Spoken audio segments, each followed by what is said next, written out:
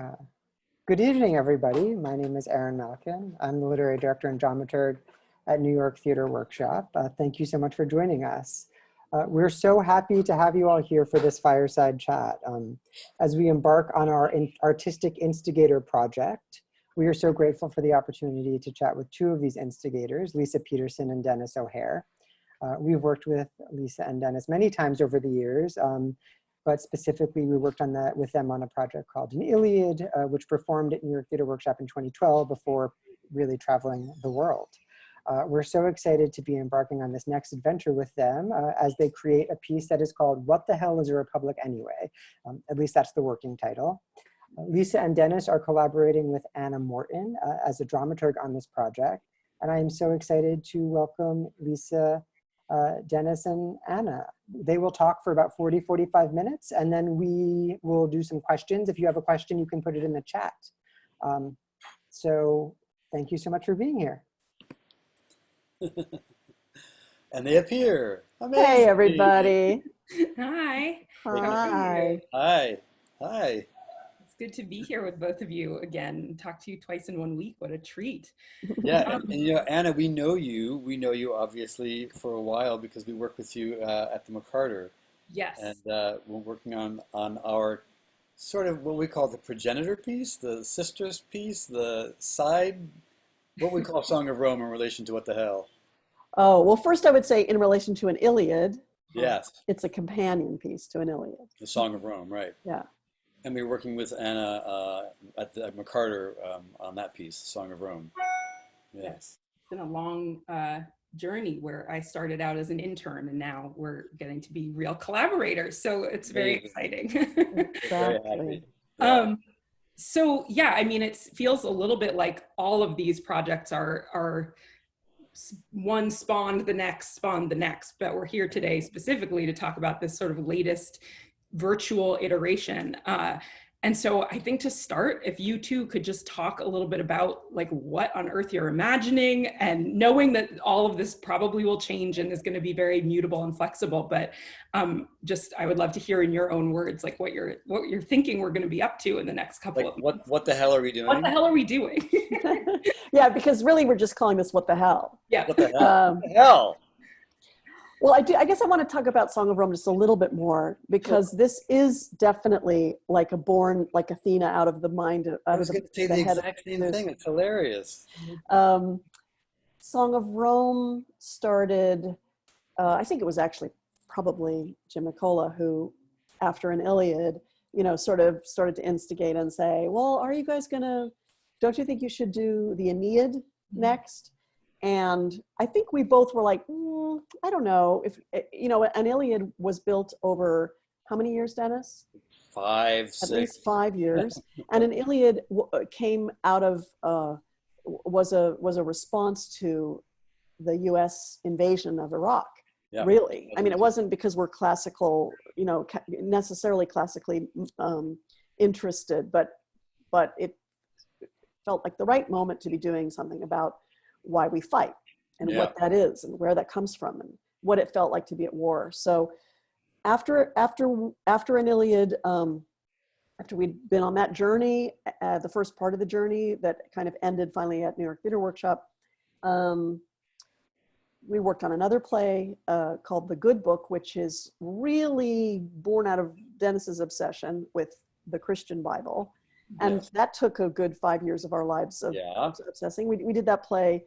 It was a commission for the court in Chicago, and we did it there. And then we just did it last spring in a revision at Berkeley Rep. Yeah. At the same time, I actually was in Arles with Sundance, the director's lab there, and there was a beautiful old Roman theater in Arles. And I went to look at it and went on a little tour of it. And I don't know, so I just started thinking about Roman theater and how little we know about it. I think a lot of American theater people grow up learning about the Greek origins of Western theater, but not so much Roman theater. And so that seemed like an interesting mystery to me. And and then I just started, I said to Denis, what if we start thinking about a project that isn't just the Aeneid? The Aeneid is the story, obviously, of Aeneas, who leaves the Troy after it's been destroyed and carrying his father on his back, and he makes his way to kind of found Rome. And it's a founding myth. Yeah. It includes a lot of incredible stories, like his love affair with Dido. But then we wanted to go past just that mythology and really talk about government and Rome, but really because what we felt like this started probably in we started talking about it maybe in 2013. We started kind of working on it in 2015. This was before Trump had been elected, but it still felt like, everything was already the US Senate, Congress was feeling impossible, dysfunctional.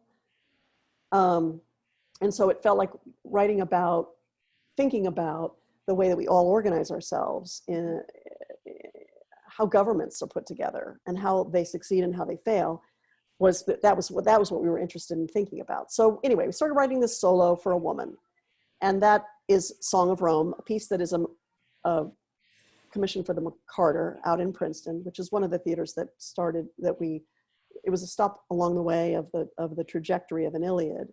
And that's how we met you, Anna. And we've been working on Song of Rome for now 5 years. And it's, we said, we're just going to tell the whole history of Rome, all of it in 100 minutes. Beginning to the end. Yeah. From the beginning to the very, very end. But and the funny thing is that like just you saying that, Lisa, that we wrote an Iliad in response to the Iraq War. When we first started writing Song of Rome, it really was in response to the Iliad. In a way, went into a companion piece, but it's taken on such urgency with where we're at right now. Yeah. And it feels like every day it becomes more relevant. The idea that why do governments fall? Why do democracies fail? Why, what systems do we use to keep ourselves in check? And what do we do when institutions start to become so corrupted that they cease to function? And I mean, my God, just go on Twitter and, which institution is it today? Is it the Justice Department? You know what I mean? Is it the CDC? Which institution is no longer functioning because it's been interfered with? So, we kind of can't write it fast enough. Well, so one of the challenges, I mean, we bit off this with great hubris. We were like, we're going to tell the entire story of Rome. Not only that, we're going to take on the idea of gender in the ownership of stories, because this is going to be this solo is a woman's voice, and who is our character? And we're still in the thicket, really. Not only that, but the research is bottomless, and not being a scholar of Roman history, not having the best memory, even once I have read something, it has become, it is still exciting, but it's so massive. So back in January, we had done a reading of Song of Rome at New York Theater Workshop. So we sort of started to be able to talk to these guys about what it is.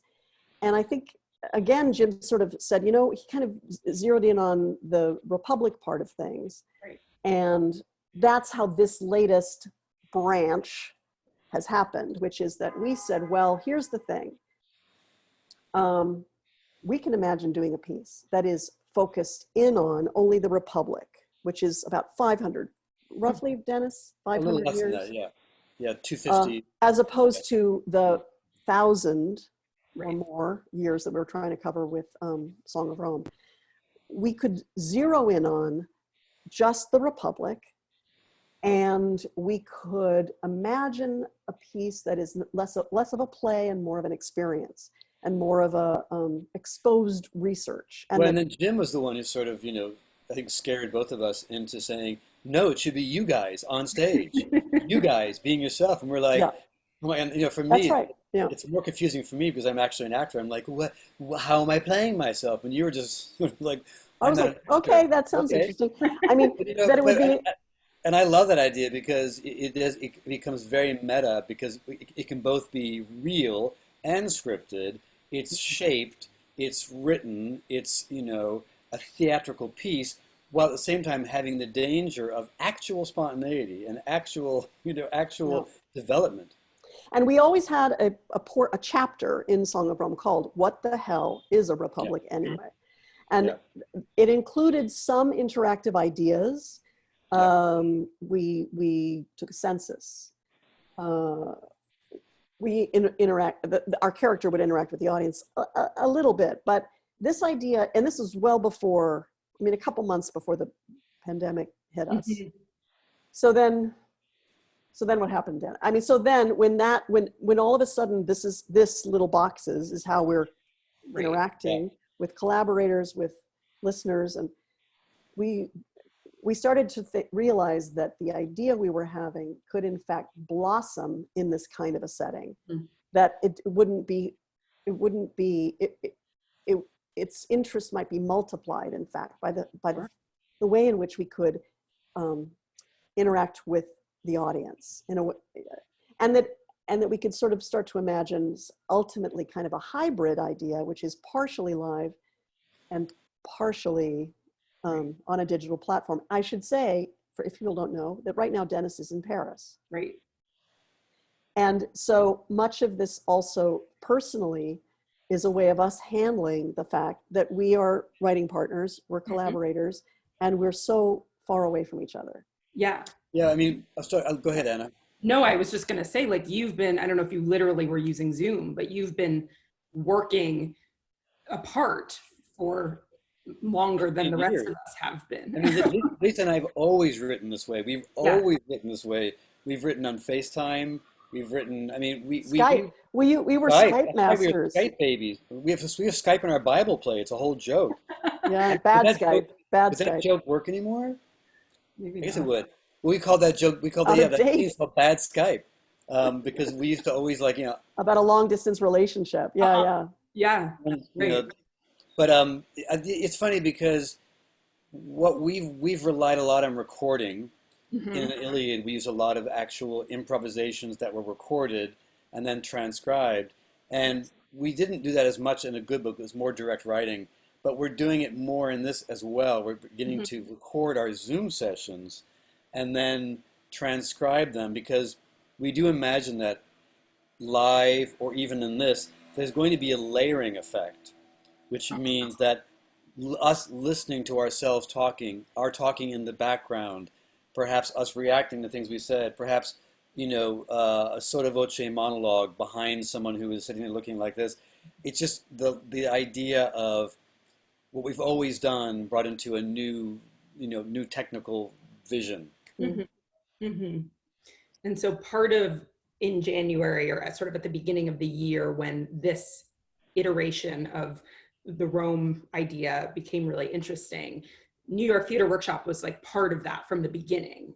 It sounds like, yes. Yeah, but Jim, I remember we had lunch at that diner, breakfast, whatever meal it was, at that diner, and listening to Jim get excited about some of the ideas, because what's exciting is that Rome and America don't just have parallels. America sucked from Rome, built itself on Rome. All of our architecture is Rome. Every single one of our great civic buildings is Roman.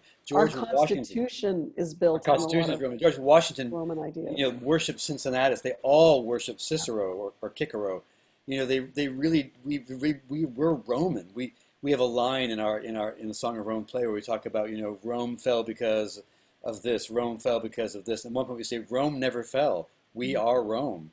And it's really, really true. So much of what we aspire to. And, Greek democracy is credited with being the first democracy. But, the Romans created the Senate. They had this crazy idea of trying to make it a bigger body, wealthy men, landowners. And the idea of the consuls was such a weird idea that we never picked up on.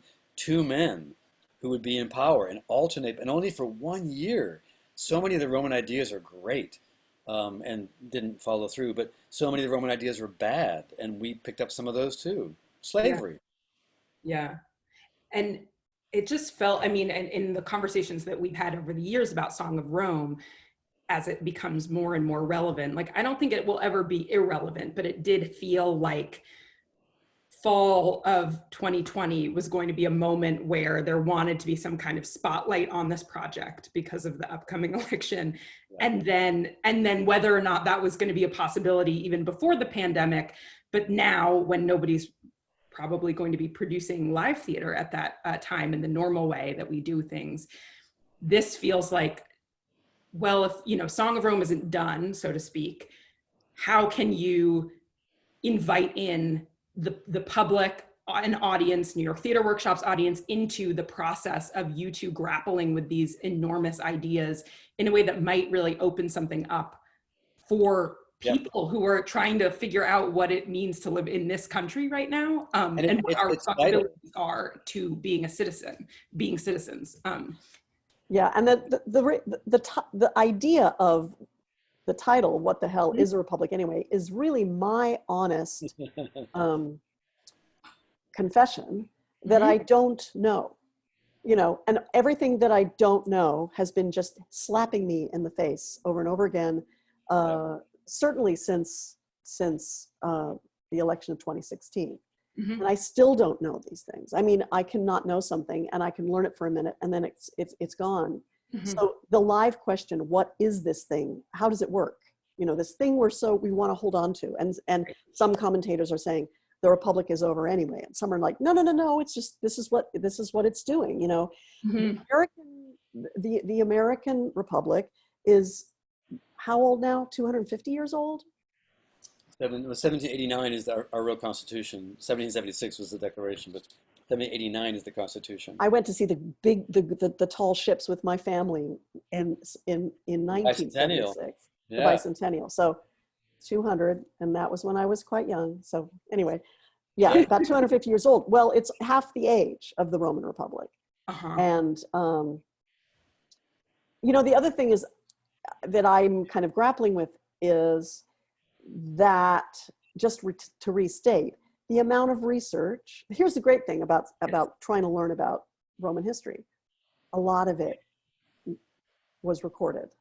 There were a lot of great historians. There were a lot of people writing.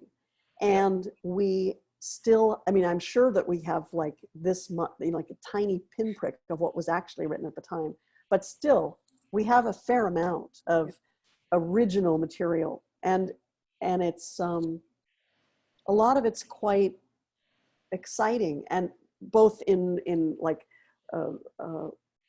lawyerly treaties, speeches that senators gave on the Senate floor, poetry, of course, and well, there's also the fascinating thing about trying to read between the lines, because, you know, there is no definitive history.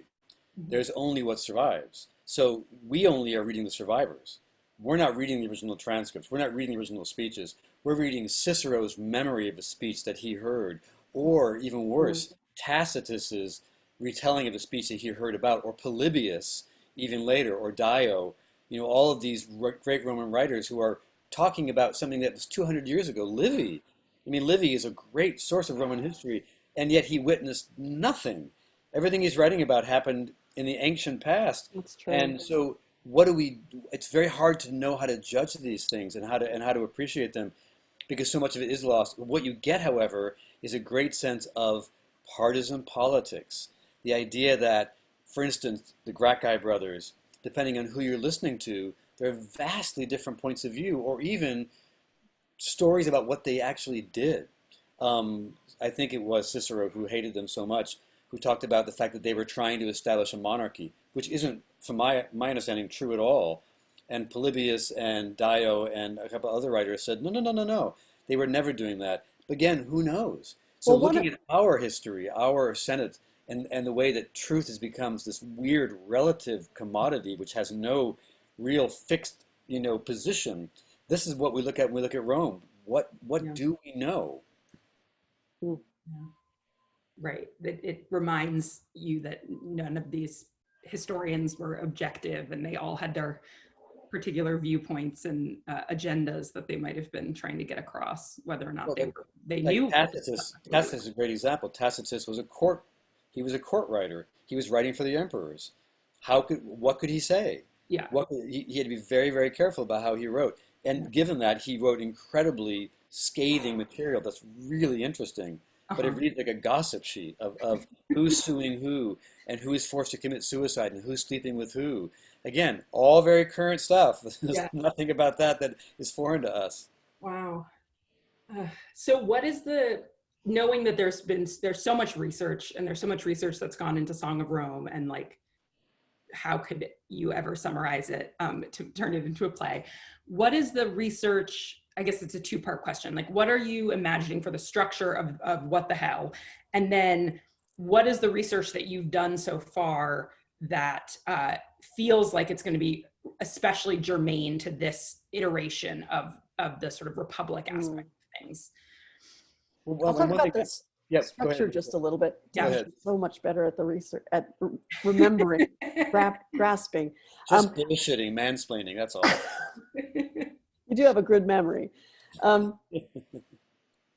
We're imagining right now that there's sort of a three-part structure, and we're imagining making a piece that has some portion, more than half, is scripted actually, so roughly, I don't know, between 60 and 70% of the piece would be scripted, and would be a dialogue of a kind between Denis and I.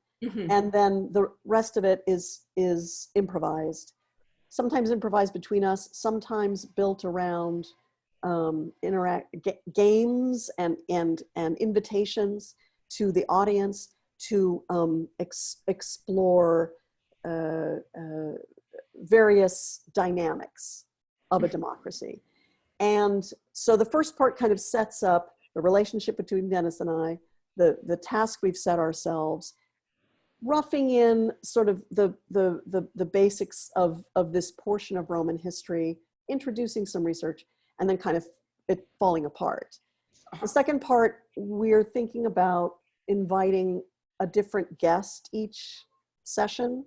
So this would change, every session would be different. And that at the moment we're thinking that this guest is always some form of a specialist.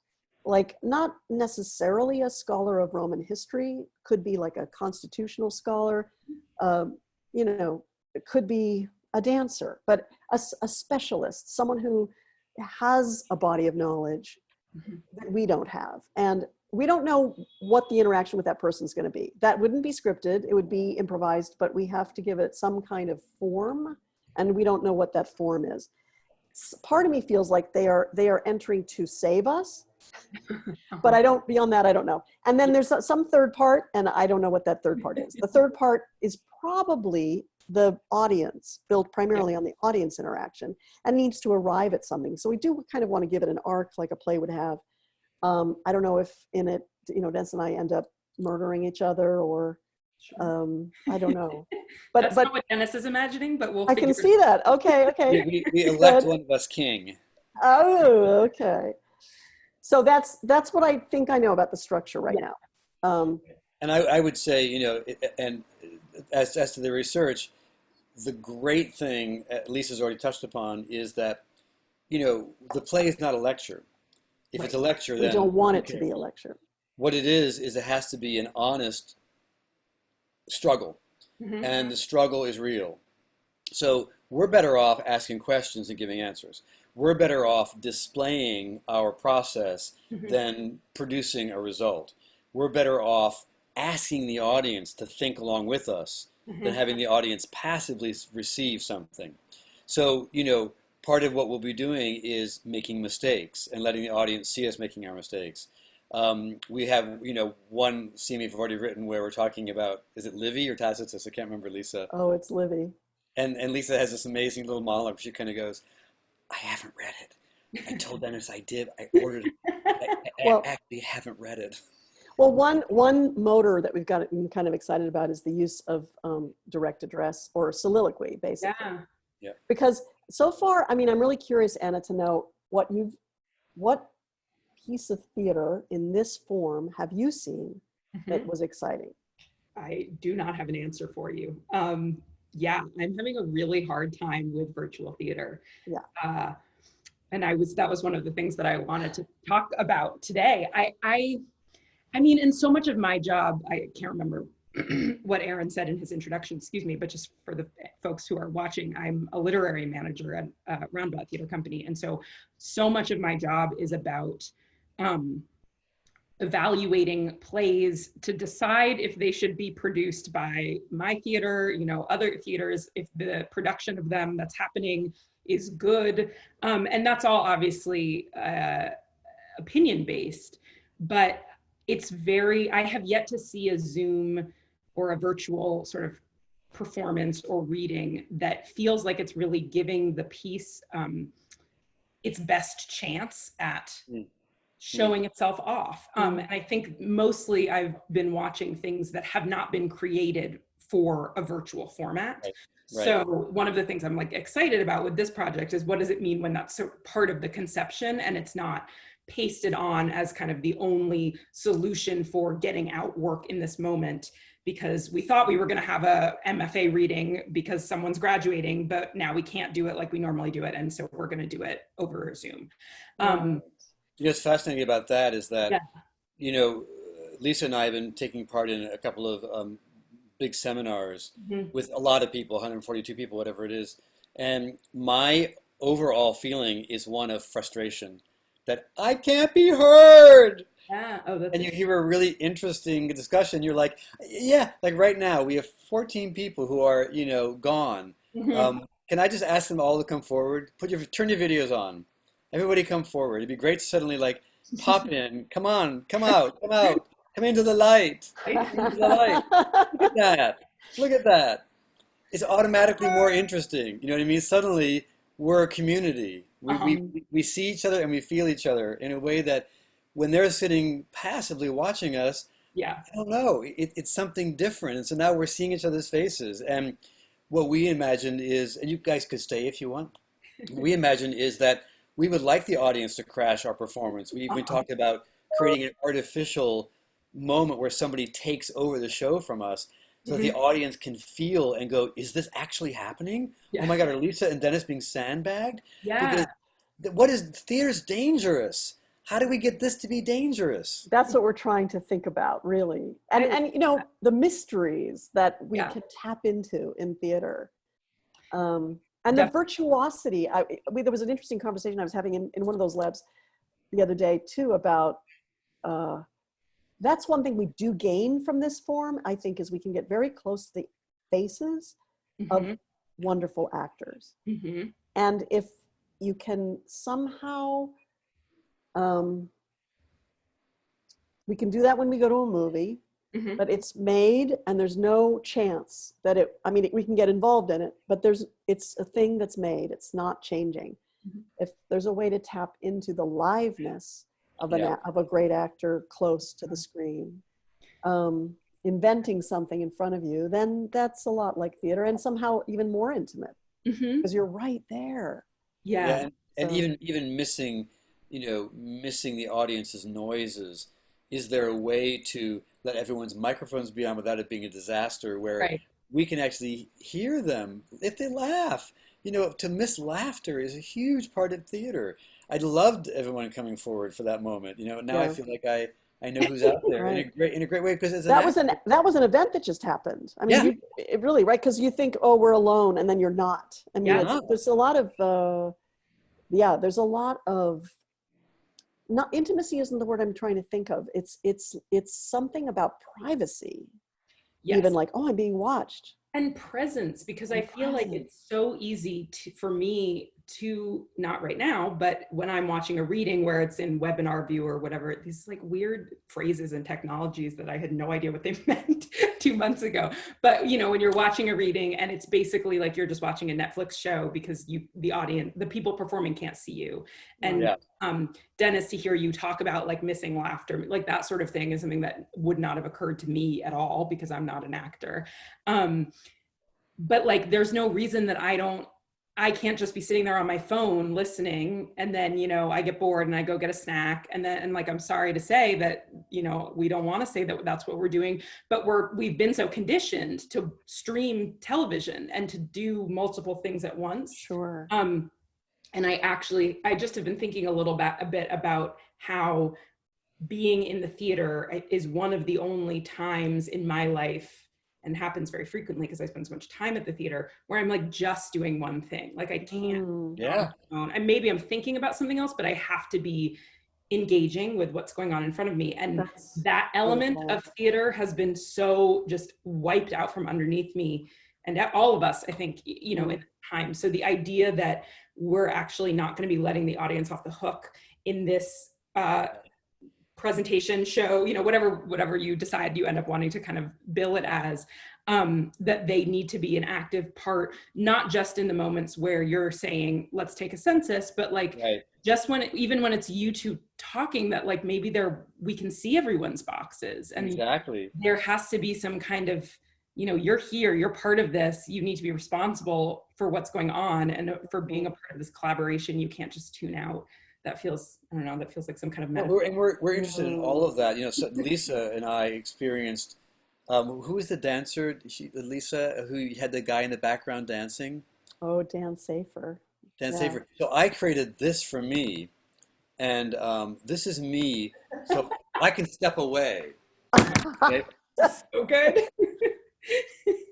Listening. You know, you're behind the couch. I'm behind the couch. I have to work on that. But it's just the idea that, you know, it's like, wow. Oh, you created a listening loop. Yeah. Are you in motion? Loop. It's not a still. No, I'm listening. Oh, it's a listening loop. Look, I'm like interested. I'm thinking. I'm watching. So I can go to the bathroom. You guys will never know. You know what I mean? It's like you have to build it, Dennis, so that it starts, build your loop with an exit and an entrance, like a quick little, so that we don't ever see you sneak away and become another guy. You're right. Dan built a loop of himself dancing in the background. In the background. Oh, and he made a listening loop too. Even for our piece, I love the idea of playing with. Again, what is liveness? That Lisa and I could actually, you know, do these sort of weird things, these fake things. It just. You have to write to this platform. Yeah. You can't ignore the platform. Well, I was going to say, shout out to, I have been watching some, I mean, as many as I can, both using this time to watch the great trove of recorded live performance that we've been able to, like the Berliner Ensemble, the Schaubühne, the Worcester Group, all showing us these like classic pieces. It's just that's a real gift.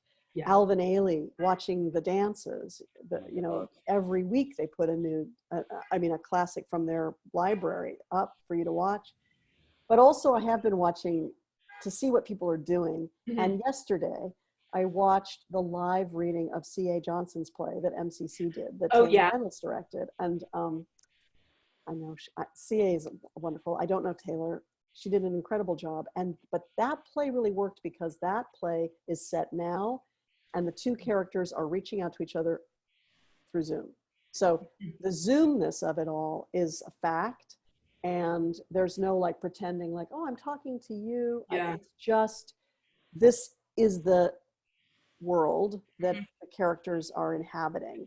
Something about that made it really successful for me, you know? Yeah. Lisa, you made me think of something, pardon me, which is that part of the other thing that we can do with this platform is the audience can be from anywhere. I'm in Paris right now. You know, so many times, God love our New York audiences, but we all live in the same neighborhoods. We all listen to WNYC. We all read The Atlantic and The New Yorker. You know, we come from the same stock in a weird way, the same cultural stock.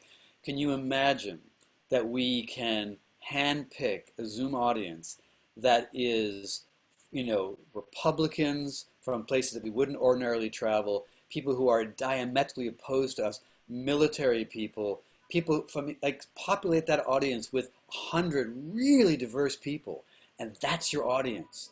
What an interesting opportunity for us to talk to a different kind of audience, and it's really possible.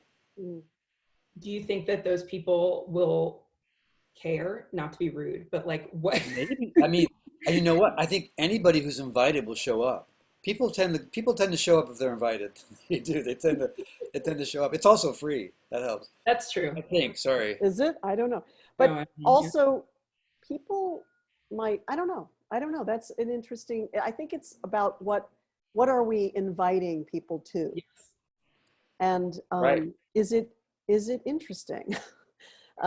Everyone is interested in the survival of the American project, and the warning that what the hell gives. What the hell is a warning? It says, are you going down this path? Here's what happened to them. Is that happening to you? What can you do to stop it? Mm. Mm.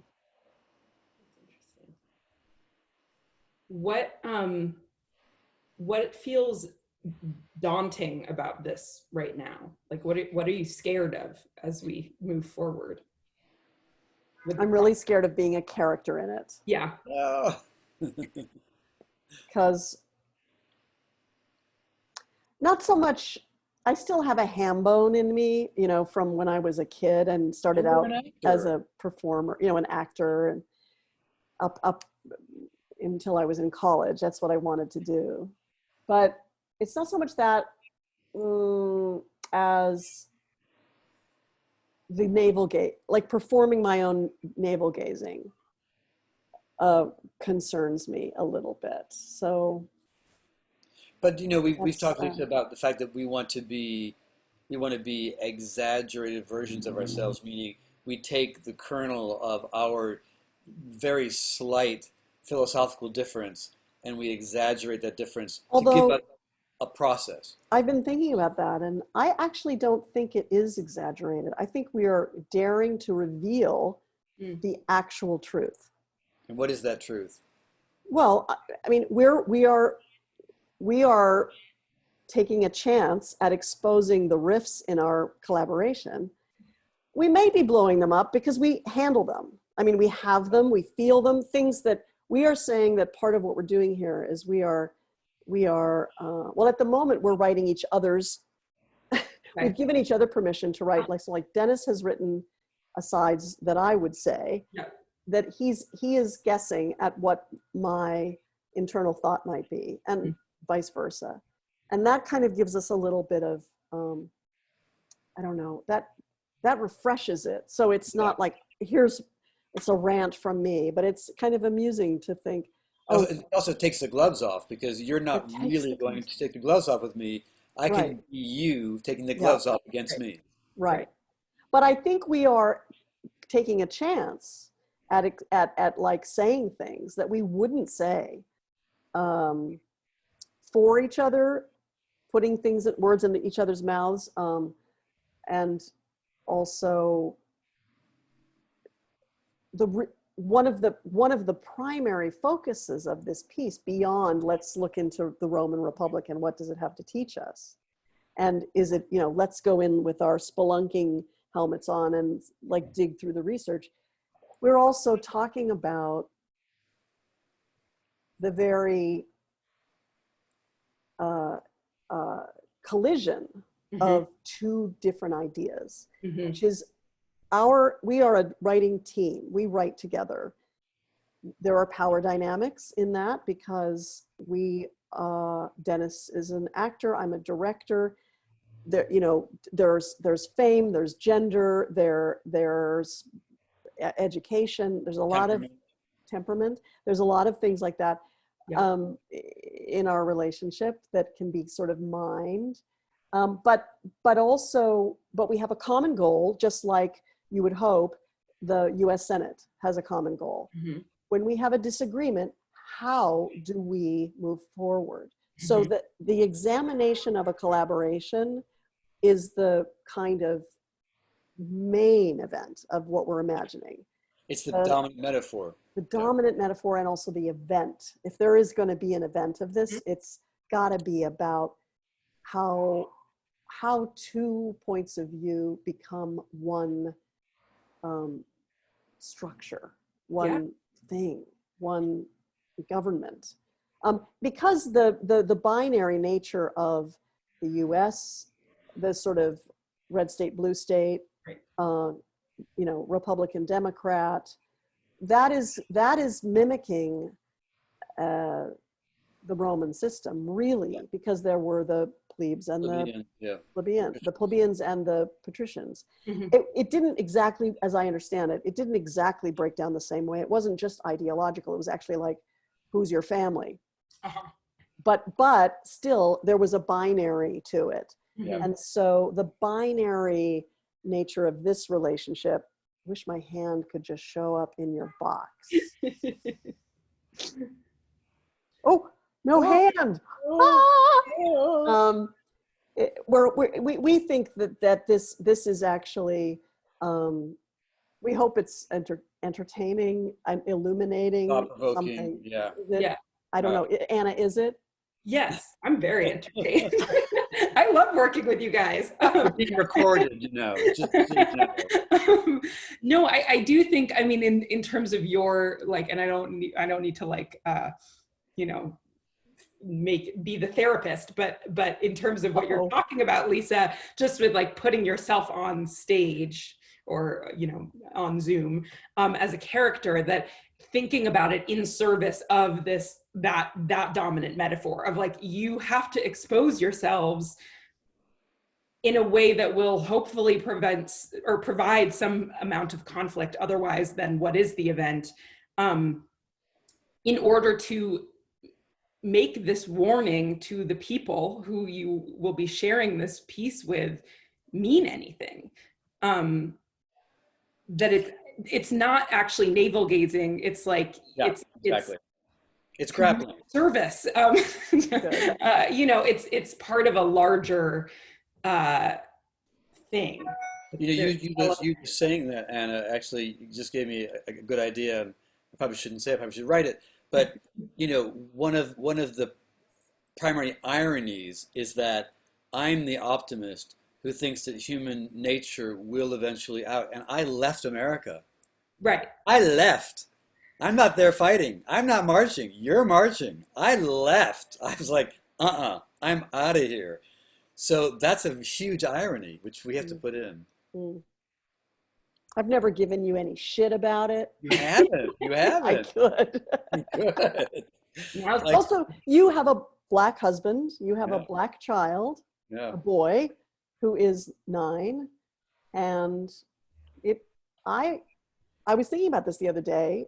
I mean, I was thinking about, in my mind, I was having an imaginary, conversation with somebody, not you, Dennis, not you, Anna, but I was saying, I think that it was protective.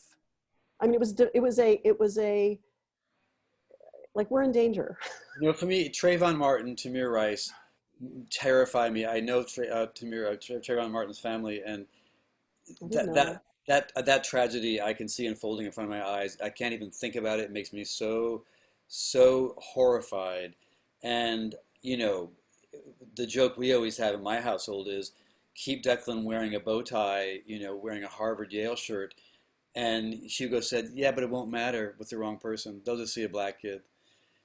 So there is a protective nature to it. The guns drive me crazy in America, and there was a protective response to it about, let me just take this child and raise him somewhere else.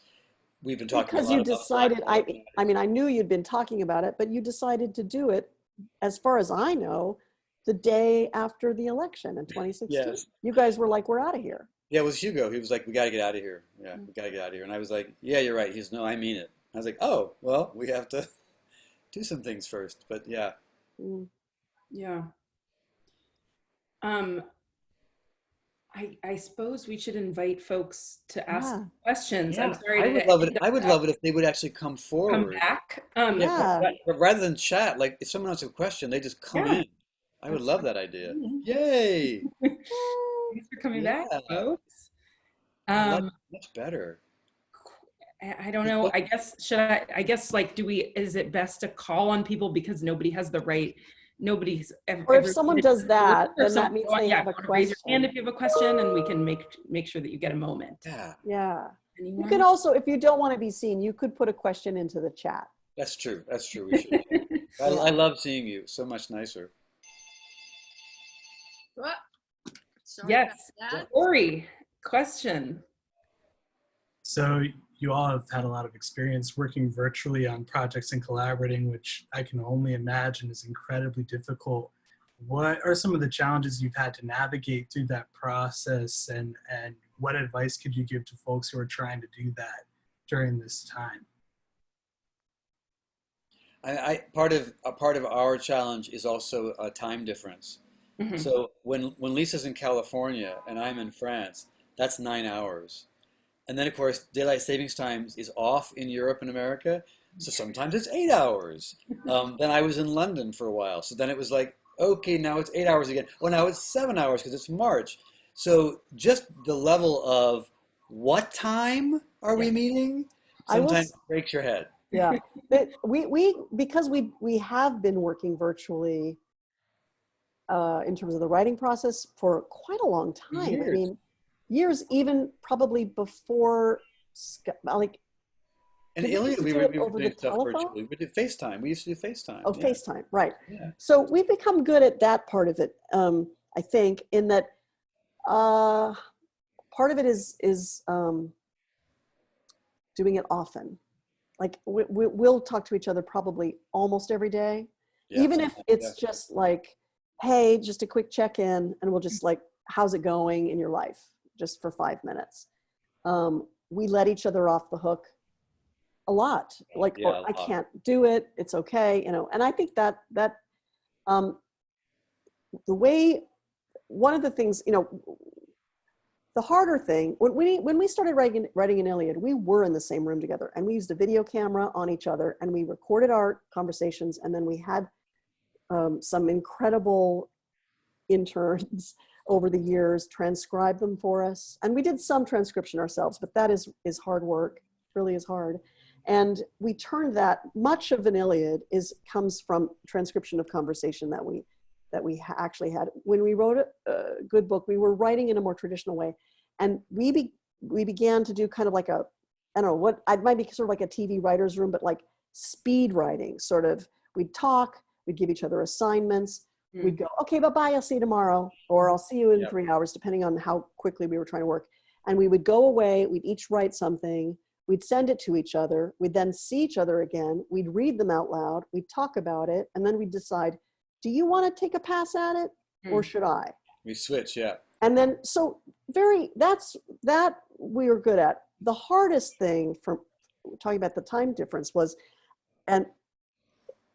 when we were in production in California. We were in Berkeley. Denis was there for part of it, and then he had to go back to France, and so in previews. Yeah. And so I would rehearse, watch a preview. We would talk at what was basically midnight for me. And 9 in the morning for me, I would get up. We would talk through what had happened. Yeah. We would then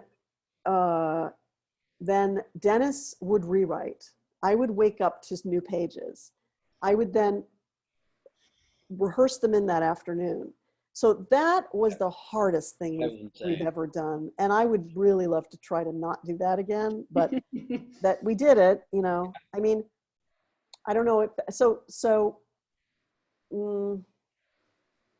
I guess you just keep trying things until, you can actually produce something together. Yeah. I don't know. I am very curious about people who are like trying to rehearse scenes, for instance. Yeah. I have not been doing any real directing. I've listened to some readings. I've given some notes to writers. I did like half an hour of rehearsal of a reading, but I don't know how directors are working with actors. I don't know how actors are working with each other. Mm-hmm. I've heard some people who are teaching acting say that they've had some breakthroughs with people, but I don't know if that's like a monologue or that. I'm very curious about. Do you have what's your most successful interactive virtual collaboration, Corey? Sorry, wrong button.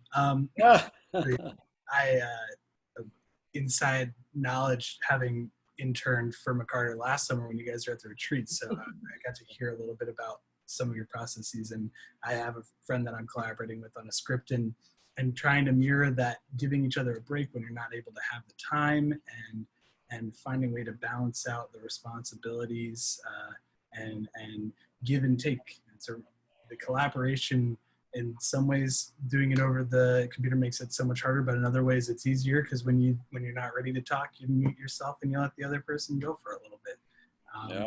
So I really appreciate that. Cool. Thanks. Yeah. Thanks, Corey. Any other questions in the chat or in person? I don't know how long we're allowed to go. Yes, hello. Hey. Hi, Brianna.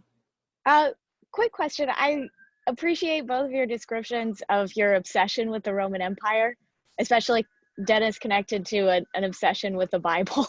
Yes. And I am wondering what, if any, like source material or books or writing or film or other like cultural ephemera around the Roman Empire has been interesting or motivating or inspiring for you. You know, Lisa and I read the Aeneid, and we got to study it a little That's bit with one. people at Princeton, you know, the classics department, and they focused on book 6, which is Aeneas in the Underworld and Hades, and it's a great book. Oh my God, And it's a great book. a little shout out for the Fagles translation. Yeah, The Fagles translation is what we used in an Iliad for that, and he also happened. He's sadly no longer alive, but to be a great translator of Latin. So the Fagles translation of the Aeneid is also great. Well, the Aeneid was great to read, and Yeah. I love Livy. I read everything. I mean, Livy is just so fun. He's read so much. Now, I love Cicero. Cicero's a really contentious character, but I think his voice is really spiky, and you know, and he also is very. I have discovered that he's actually very articulate about civic responsibility and why someone would go into politics and how important it is to do that and stuff. So I find him actually, even though I know people hated him and, you know, he was loathed, but he was also a genius and he wrote a lot. And also Mary Beard, if people don't know about Mary Beard as a scholar, totally. I'll be right back. I have a prop. Denis, you take it. Exciting. Mary Beard. Tom Holland is actually also really, really good. A lot of Roman stuff. You know, HBO's Rome series was amazing. They got so much right. I thought it was so, yes, SPQR is a great book. So good. Yeah, no, Mary Beard is fantastic. And not only that, but Mary Beard is also a great guide. You know, she's done a lot of, she's done a couple of things. She's British. She's done a few things for the BBC where she strolls through Rome and talks, and she's quite a character, and she's a feminist, and her perspectives are just fantastic. I have not read this entire book. Oh, look, you can tell. No, you can't. But anyway, I mean, Mary Beard's amazing. You know, when Lisa and I were writing the Bible play, we had a thing called the Bible-a-thon, where we watched all movies about the Bible, and we've done a little bit about Rome. We watched Spartacus. Oh, sure. But we watched Ben-Hur, but that's not really Rome. But we you know, movies get some things right, or what they get wrong is so funny to watch. Well, I don't know. I mean, also, I did love that HBO series. I mean, as I was saying, I thought it was so great. I mean, even an I, Claudius is like, you know, I grew up on I, Claudius. Oh, yes. Yeah. Going back and watching it, though, it's not that good. No. It's not that good. No. It's like the Roman Dark Shadows. Yes, exactly. I don't remember Dark Shadows. We're of the same generation. Yeah. Awkward. That's so cool. Thank you. Thank you. Thank you. I like hearing the birds wherever you are, Brianna. They're very they're present. They're loud in quarantine living with less traffic. Yeah. I'm in Brooklyn.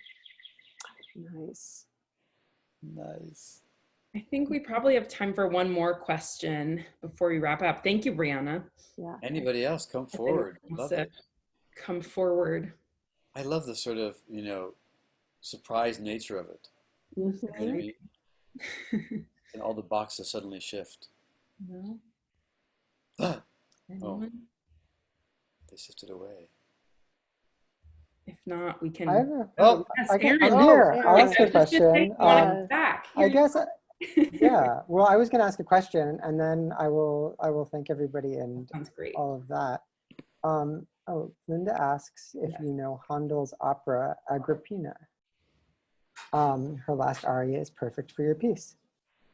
I was going to ask. You're going to see it, weren't you? I did see it. Yeah. I saw it. I Yeah. saw it at the Met. It's quite incredible. Yeah, it is. I just that we watched it on TV recently, Lisa. In my picture's turned off. I can't. Somebody turned me off. Sorry. Anyway, no, it's okay. Oh, here we go. Here I am. See, it's also interesting. It's just a voice. Exactly. It gave you a lot of power. We had to really focus. Yeah. And we just watched it on Great Performances the other day, and her final aria about "Let's make peace," which is, of course, totally ironic, but on the other hand, it's really gorgeous. She was Nero's mom, right? Yes. Exactly. And this is all about. This is all the opera's about the power struggle to put him on the throne. Yeah. Her power struggle behind the scenes and how she works everybody. It gets worked back, but it's a happy ending. It's very what I will say that Song of Rome does include, and in fact wants to get to, the empire, because all the great characters that we know about, that we mostly know about, except not all. That's not true. I think Americans and English speaking folks know about the stories that Shakespeare decided to tell. Caesar, Augustus, Mark Antony. But so many of the great operas are about, and stories really come from the empire period. Nero. This project, What the Hell is a Republic Anyway, is really going to try to focus itself on the Republic. But it's hard to not let it zing around too. Well, it did. It just the lyrics of that song just somehow looking forward, perhaps looking into the crystal ball of what is to come. It's interesting that those British composers in that period, in the sort of, when was Handel writing? 1685 to 1750. Okay. I'm sorry, I'm a Bach and Handel freak.